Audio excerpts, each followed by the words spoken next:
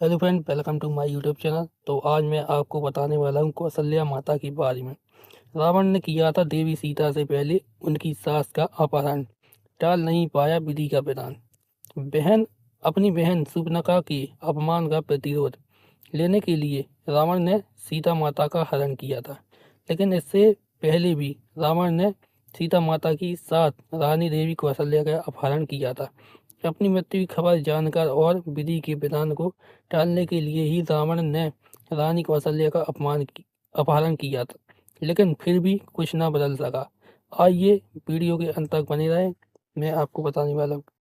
रामायण कथा के अनुसार हम सभी जानते हैं कि लंकापति रावण ने अपनी बहन शूर्पणखा के अपमान का प्रतिरोध लेने के लिए माता सीता का हरण करके उन्हें लंका में अशोक वाटिका में रखा था।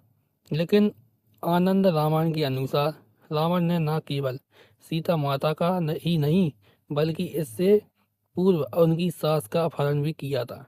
ऐसा रावण ने अपने मन में बैठे एक भय और विधि के विधान को टालने के लिए किया था। लेकिन अंत में पराजित हो गया और वही हुआ जो पहले से तय था।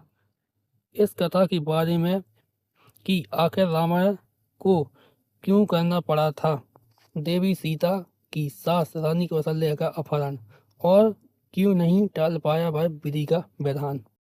वाल्मीकि रामायण के अनुसार रानी कौशल्या को पुत्र की इच्छा थी, जिसे पूरा करने के लिए उन्होंने एक यज्ञ का आयोजन कराया था। कौशल्या महाराज सुकौशल और अमृत प्रभा की पुत्री थी। वह कौशल प्रदेश छत्तीसगढ़ की कुमारी थी। रानी के स्वयंवर के लिए अलग अलग प्रदेशों के राजकुमारों को निमंत्रण भेजा गया था।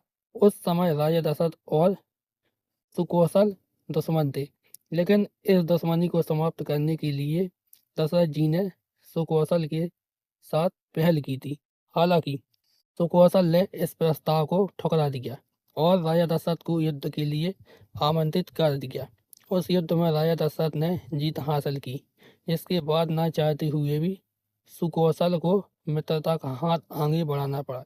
इसके बाद धीरे धीरे राजा दशरथ और सुकौशल मित्रता गहरी होती गई और फिर सुकौशल ने अपनी पुत्री का विवाह राजा दशरथ के साथ कर दिया। राजा दशरथ ने विवाह के पश्चात कौशल्या जी को महारानी का पद प्रदान किया। आनंद रामायण के अनुसार उसी दौरान लंकापति रावण को एक भविष्यवाणी के बारे में ज्ञात हुआ, जिसके अनुसार रानी कौशल्या के पुत्र रावण रावण की मृत्यु का विधान लिखा गया था। वही ब्रह्मा जी ने भी रावण को पहले ही बता दिया था कि राजा दशरथ और रानी कौशल्या के पुत्र उनकी मृत्यु का कारण बनेंगे। ऐसे में विधि के विधान को टालने यानी अपनी भविष्यवाणी को टालने के लिए रावण ने देवी सीता की सास रानी कौशल्या का अपहरण भी किया था। कथाओं के अनुसार राजा दशरथ और कैकई के विवाह के दिन ही रावण ने रानी कौशल्या को एक संदूक में डालकर सुनसान द्वीप पर त्रिमिंगल नामक मछली के मुंह में छिपा दिया था। इसके बाद रावण लंका लौट आया। त्रिमिंगल कौशल्या को अपने मुंह में रखकर जल में घूम रही थी और तभी उसके सामने एक दुश्मन आ गया। अपने दुश्मन से युद्ध करने के लिए उसने संदूक को मुंह से निकालकर एक निर्जन टापू पर रख दिया। नारद जी ने राजा दशरथ को रावण द्वारा किए गए अपहरण के बारे में बताया और फिर राजा दशरथ जी रावण से युद्ध करने के लिए निकल गए। हालांकि रावण की राक्षसी सेना के सामने दशरथ की सेना पराजित हो गई, लेकिन राजा दशरथ किसी तरह रावण के हमले से बचकर उनके मंत्री समुद्र की टूटी हुई नाव की एक लकड़ी को लेकर टापू पर पहुंच गए। वहां उनके संदूक में कौशल्या मिली।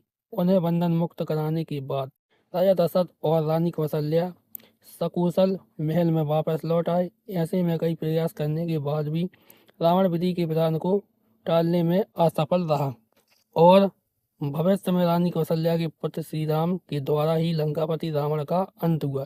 इसलिए कहा जाता है कि विधि के विधान को कोई नहीं बदल सकता। लंकापति रावण भी भविष्यवाणी यानी विधि के विधान को नहीं बदल पाया।